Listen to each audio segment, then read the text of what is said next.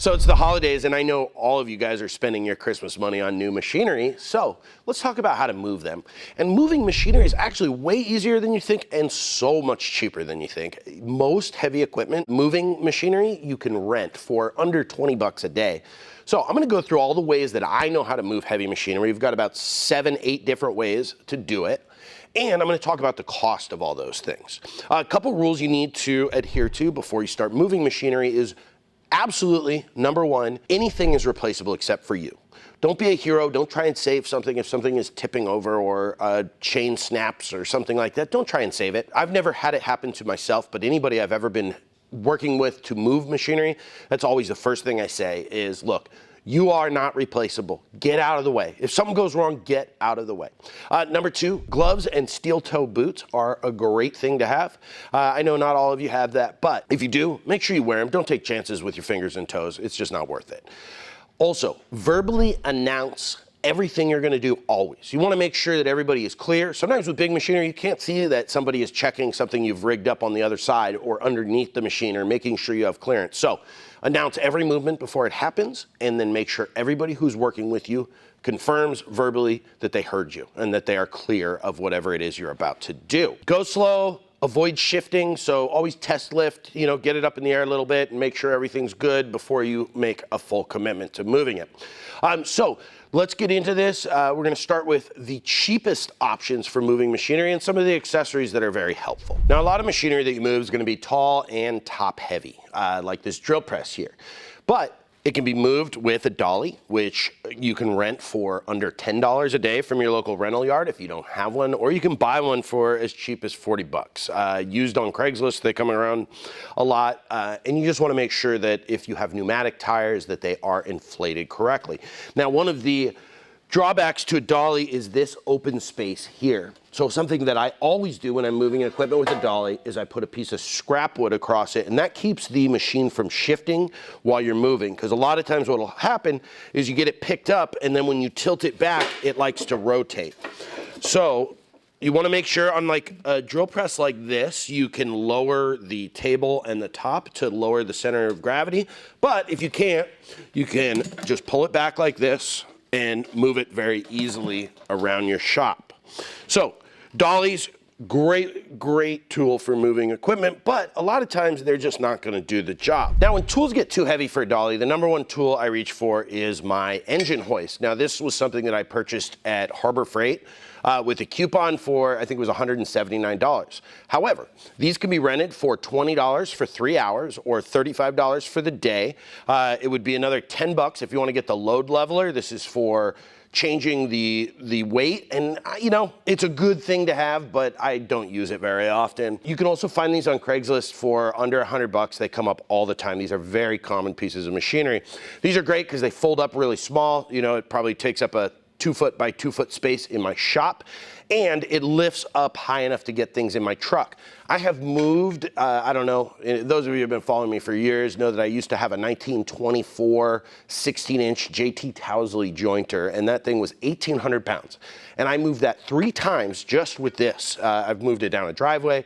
So this thing is a workhorse, and you can rent them for so cheap if you don't want to buy one.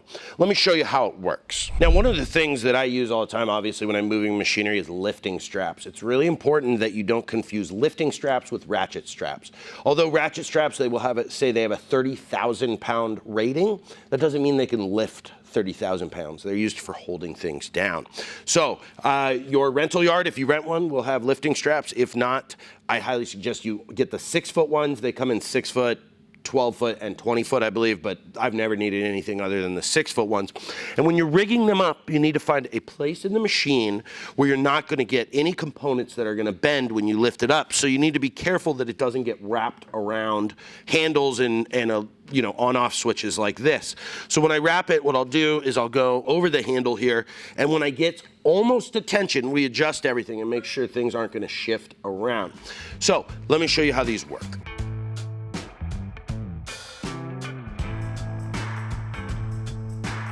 Okay, now that I have it under slight tension, I'm gonna go around and verify all the things I need to verify. So first, my straps are hooked up in such a way that once there is significant weight on them, that one of these carabiners isn't going to suddenly slide or pop down, so it's not stuck up above something. I'm going to check that my lifting straps are not going to bend or hurt my machine at all, and then I'm going to start to lift up. Now, when you start to lift, things are going to happen. The machine's going to go whichever way it wants to go. So just go slow. You know, depending on the weight, you want to see if it's picking up one side of this machine way more than the other. You're going to want to try to adjust that load or where your straps are to help even that out. So we're going to go ahead and pick it up. I'm going to show you that I can get this high enough to get it in a pickup truck. Okay, so now that we got it up there, and I realized that I would need to double up my lifting straps or remove the load leveler to get it high enough to be in a pickup truck, but as you can see, it's really no problem. It's really easy to move around yourself. The engine hoist itself is also mobile, so you can easily move that. I'm just using one hand right now. And then you could put that in or take it out of your pickup truck. Now, when you're letting it down, it's very easy to go very slow, and you want to rotate it to make sure it lands in the right way. And one of the things to be careful of with an engine hoist is you have these two legs that are really close together. So when you're setting it down, you need to make sure that that isn't going to interfere. Sometimes I'll use my pallet jack and put a pallet on it and kind of slide it in there, and then that way I can move it to another location. But when you're letting it down, you just want to use the release screw very slowly. Release it just a little bit at a time. Oops, a little slower than that. And then you can rotate it. Make sure everybody's clear, and just put it down. That was probably even a little bit hard. Another way to lift things, one of my favorites when I have to rent something, it's called a Genie lift. So this on my left is called, your right, this is called a Genie lift, and it's like basically a manual forklift. And this one can lift 350 pounds.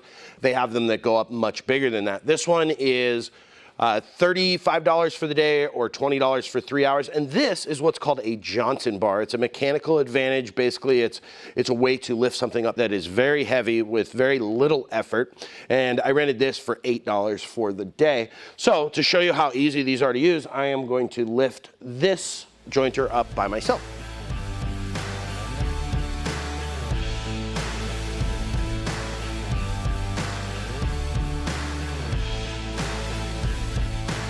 Now, once you get it on there, and honestly, that would have been easier with two people, but you just crank it up just like you would a forklift. As you can see, easy enough to get in your truck. This is under 40 bucks to rent for the whole day. And this is really easy. Another thing that I love to use is the chain hoist or a block and tackle. Let's talk about that one. Next thing we're going to use is the chain hoist. And this is one of my favorites, but it's one of those things that you would need a beam in your house. Not steel, just a support beam in your house that you could attach this to. It's kind of the same as a block and tackle, but it's very simple. It's very slow because it uses mechanical advantages of a chain wrapped around several pulleys to lift things up, but it's very much like the engine hoist. You want to make sure that your lifting straps aren't bending anything that is not like cast iron or a lifting spot, but it's a great way to lift something. I use this one all the time, and it makes life really easy. Now, as far as cost goes, I couldn't find this for rent at my local rental yard, but these come up on Craigslist all the time from anywhere from 30 to 100 bucks, depending on how big they are. They have them in hydraulic, so you can, have a remote for it, or manual like this one. So that's just real easy and straightforward. And if you had a garage, you could back your truck into the garage. One of the great things about these is you can make the chain so short, 0 inches. You can get that hook all the way up to the hoist. So we back the truck in here all the time, unload machines with this, and it makes it really easy. And then we would just put it on like a dolly or a cart and move it around the shop. So one of the last ones I want to show you, they are really cool, and these were only $8 to rent for the day. These are called machine skates or heavy machinery dollies, and they're like little treads you can put under your machine. And now, these wouldn't be something you would use for getting something out of your truck, but it would be something you could use for moving something very heavy around your shop. It has these very cool pivot blocks, and it's a way to move things that you could not move otherwise. Let me show you how these work.